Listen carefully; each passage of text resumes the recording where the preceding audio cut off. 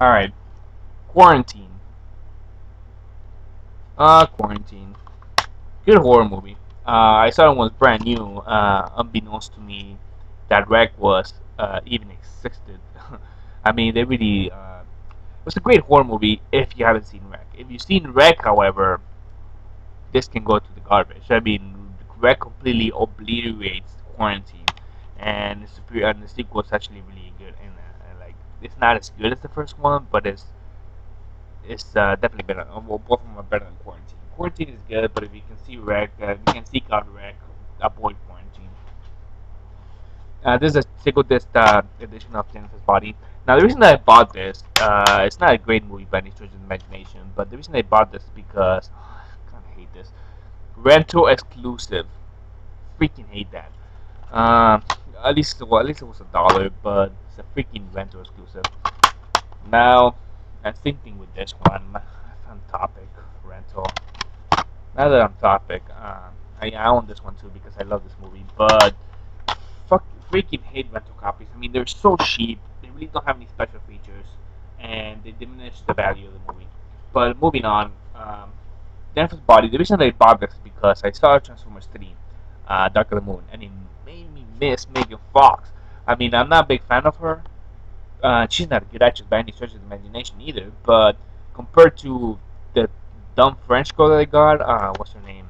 Rosie Huntington Whiteley. She might as well be Oscar material actress. I mean, it makes you miss her that much. I mean, the other girl's that bad. It's like makes you miss Megan Fox. And of course, I think this is really the only good movie that she's been in. I mean, because the casting was perfect. Uh, this is really the only good movie she's been in, and she's alright. She's really fun in this one. Anyways, Dark Knight. What else can I say about this movie? I mean, this is a single disc DVD, by the way, but I do own the digital copy and the limited edition gift set. The limited edition gift set, which comes with a 2 disc Blu-ray. Or there you go. Comes with a 2 disc Blu-ray, the special features and the Blu-ray copy of the movie. So I do own a Blu-ray. There you go.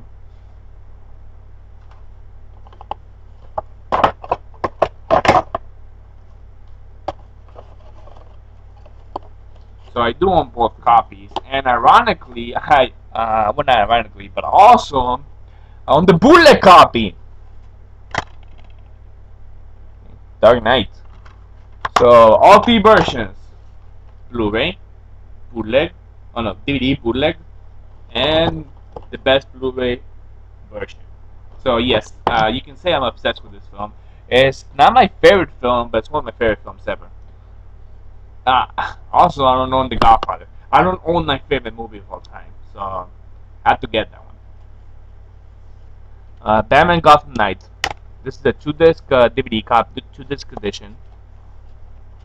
It's an underrated masterpiece, I believe. It really doesn't get the recognition it should get from the DC animated movies. Mostly it gets shafted because they accuse it of being animatrix, but it really isn't. I mean, the stories are very well connected. Uh, it doesn't have to do anything with Batman Begins or Dark Knight, but Scarecrow's there. But other than that, no. As a standalone movie, though, it's excellent. Batman and the Red Hood. I got this for mad cheap. It's a single disc edition DVD. So it's actually my favorite DC animated feature. I haven't seen year one yet. I do have my computer, but I haven't seen it yet.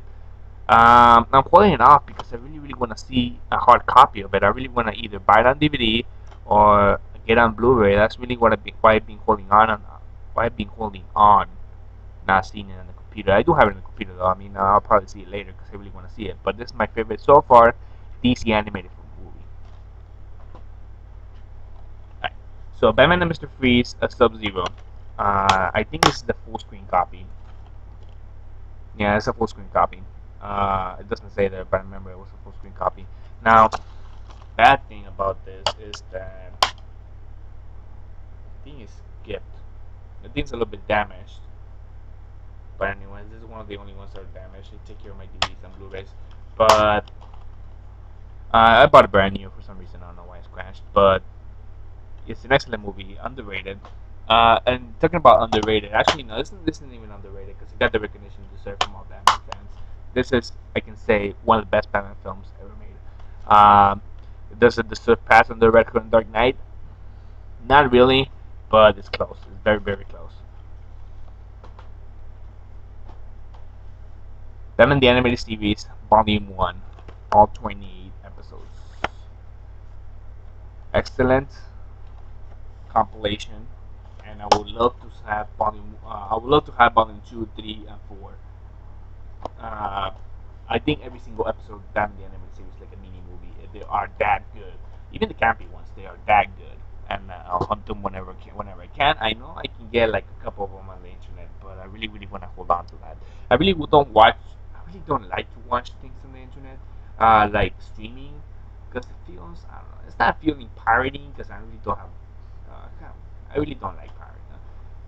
It's not that. It's just that I want to watch it legit. Maybe I'll watch. What the hell?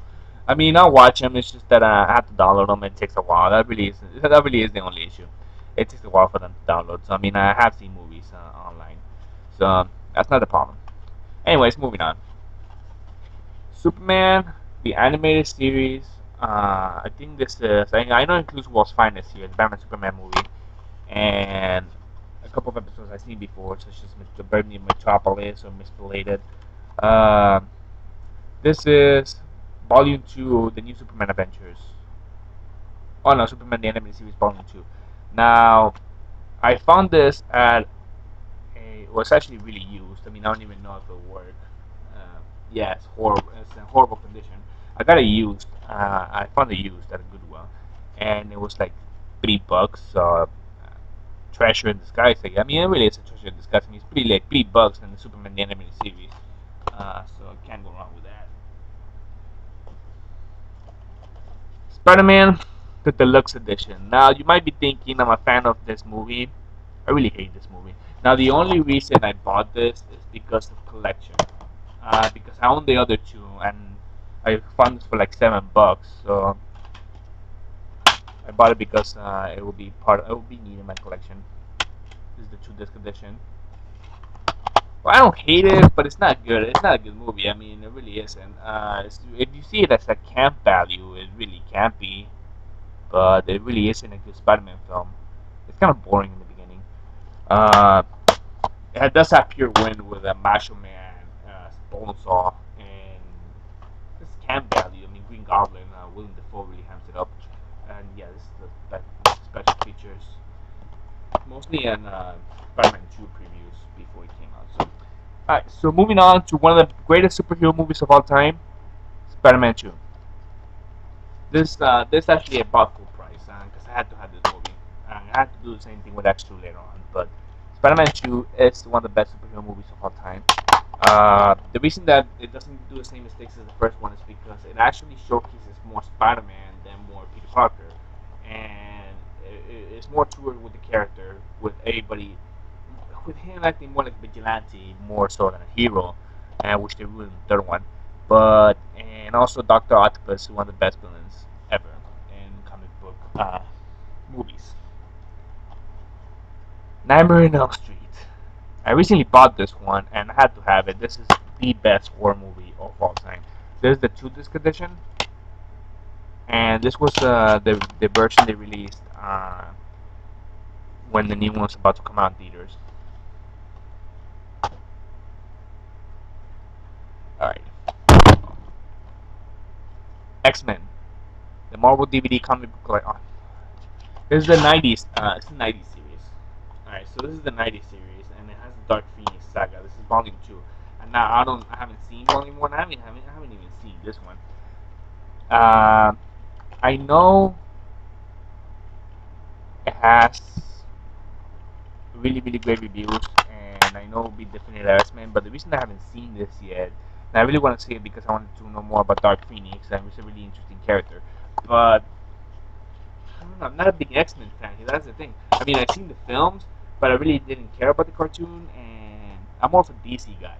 So I'm more of a DC comic books fan than Marvel.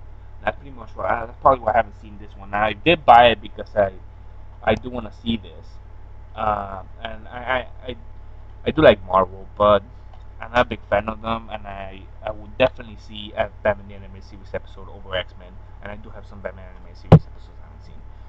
So, alright, so I'm gonna wrap it up here because it's almost time. So I'm gonna put it on next part.